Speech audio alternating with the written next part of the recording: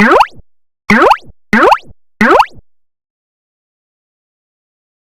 warahmatullahi wabarakatuh. Waalaikumsalam warahmatullahi wabarakatuh. Saya Muhammad Ismail Rashid dari SMA Al-Islam ingin bertanya kepada Bapak. Menurut Bapak, ini kasus perundungan itu kita melihat dari seluruh sudut orang ya, kan orang itu berbeda-beda ya. Ada yang menganggap perundungan itu serius dan ada yang tidak. Nah, menurut Bapak, suatu perundungan itu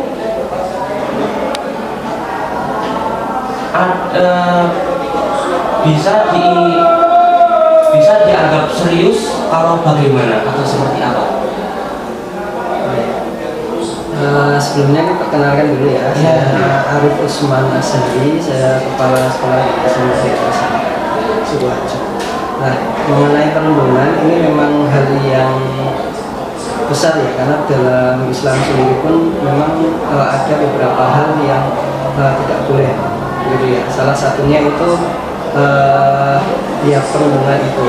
Misalnya kalau disebutkan jangan memanggil orang itu dengan nama yang tidak disukai atau panggilan yang jelek, kemudian tidak boleh gibah orang gitu ya, tidak boleh menyakiti orang baik itu dengan ucapan maupun dengan perbuatan.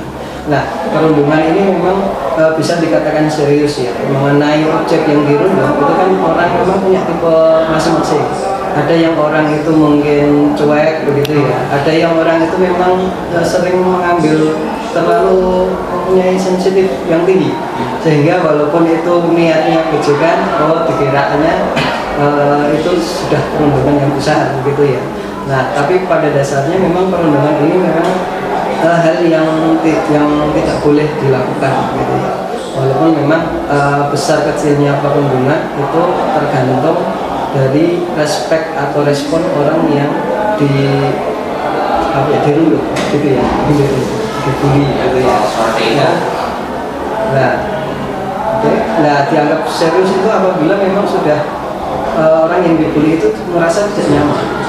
Nah, itu sudah mulai serius. Kalau memang itu masih belum dia masih enjoy saja begitu ya. Nah, itu mungkin ya walaupun memang itu sudah termasuk perundungan, tapi bagi orang tersebut itu ya bukan hal yang serius baginya. Tapi memang ini secara umum ya bullying itu termasuk serius. Oke, terus bagaimana cara kita tahu korban perundungan tersebut itu menganggap serius masalah tersebut gitu. Ya walaupun dia tidak melaporkan dikarenakan dia takut diancam dengan yang lainnya. Nah, itu caranya kita mengetahui bahwa si korban perundungan itu tahu kayak orang lain gitu loh, menganggap si korban perundungan itu terkena tindakan perundungan itu gimana? Itu bisa diketahui biasanya kan ada perubahan sikap. Biasanya kan siapa mungkin dia jadi pendiam atau ada hal-hal yang berbeda atau laporan dari teman atau memang kita melihat sendiri kondisi di kelas gitu ya. Nah, otomatis kalau melihat sendiri kan biasanya diingatkan gitu. Tapi kalau pas nggak ada gurunya bisa saja begitu terjadi. Nah, cuman yang paling banyak kita mengetahui adalah perubahan sikap. Walaupun orang itu kalau nggak cuma kelihatan ya, dari mungkin dari perkataannya atau dari sikapnya dia lebih suka diam menyendiri, sudah tidak seperti biasanya. Itu biasanya memang ada tekanan, karena kalau nggak nyaman itu mesti berbeda maksudnya dengan yang nyaman gitu. Jadi kelihatan dari sikap dan perbuatan.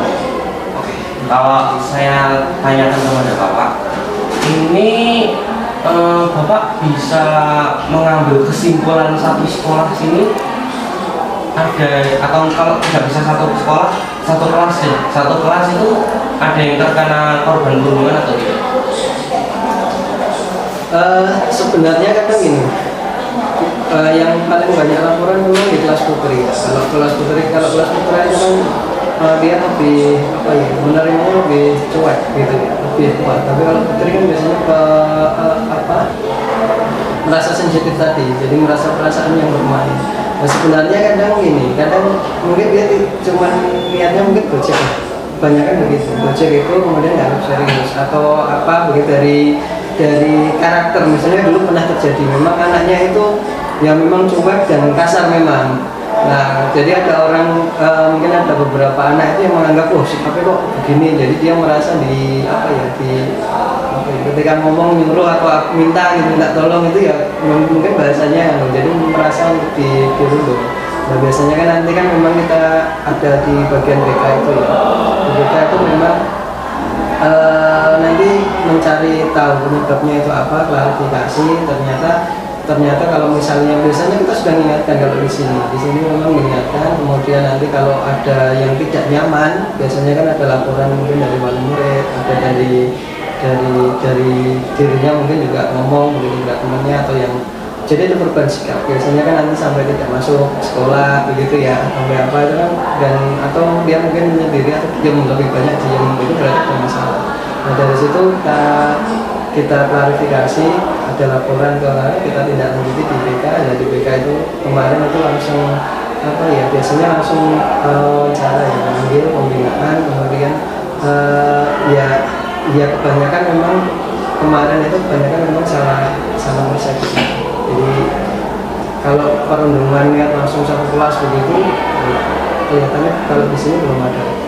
Tapi kalau mungkin salah salah tangkap gitu atau niatnya gojek begitu, tapi tidak bermaksud untuk memang benar-benar membeli. Ya. Oke.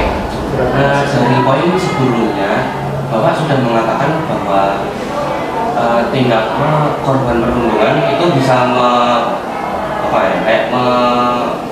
mengeluarkan kode-kode mungkin dia itu sebenarnya terkena korban perundungan.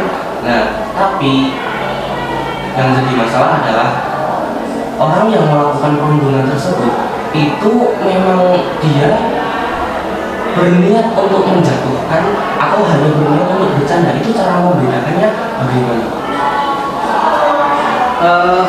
Biasanya nanti ada motif ya, misalnya gini, jika seorang dengan bercanda ya ketahuinya ya coba kita dalam maksudnya kita memang kita panggil wawancara, biasanya kan dia begitu.